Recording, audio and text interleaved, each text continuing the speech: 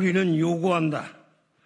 작년 여름 전국적인 폭우 사고가 일어나자 구조 수색에 나선 해병대 최수근 해병이 목숨을 잃었고, 나중에 밝혀진 바에 의하면 이는 급류의 한가운데서 구명조끼나 기초적인 안전장구도 갖추지 않은 무모한 수색 작업 중에 일어난 사고였음이 밝혀졌다.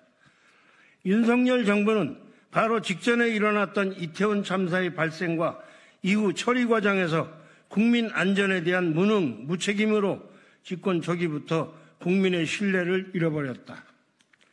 사고 한 해 전 여름에 일어났던 물난리에 해병대 병력이 도심지 복구 작업에 투입되어 여론의 호평을 받았고, 이를 계기로 대통령과 해병 사단장 사이에 인연이 생겼다고 추론할 수 있었다. 왜냐하면 해병 사단장은 이듬해의 급류 구조 수색 작전에서 일선 지휘관들의 건의를 묵살하고 무리하게 위험지역 투입을 명령했기 때문이다.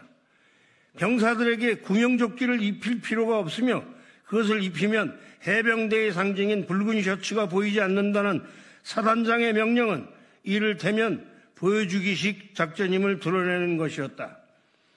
급류 수색 작업의 중단을 요구한 현장의 의견은 묵살되었으며 이것이 해병 사단장의 공명심에 의한 것이 아닌가 하는 의구심을 지울 수 없다. 국민은 최수근 해병의 죽음을 안타까워하면서 이러한 사고의 재발을 막고 지휘 책임을 묻기 위해서도 철저한 진상규명 및 조사와 처벌이 있어야 한다는 여론이 일어났고, 여야를 막론한 정치권도 공감하고 있었다.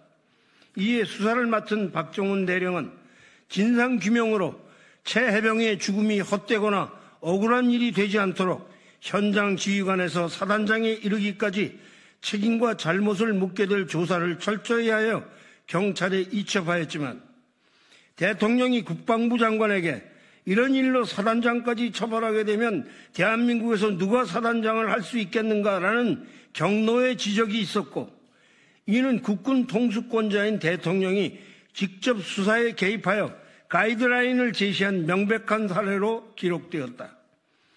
정의로운 수사로 판결하고 농공행상해야 할 정부는 오히려 수사에 대한 개입과 억압을 넘어 수사단장 박정훈 대령을 항명수괴죄로 몰아세웠다. 이후 윤석열 대통령의 대통령실은 사건의 은폐와 왜곡을 위하여 각 부서의 관계자들을 특친 또는 공천 또는 해외 부임 등으로 무리한 임시방편의 수로 사건을 키워왔다.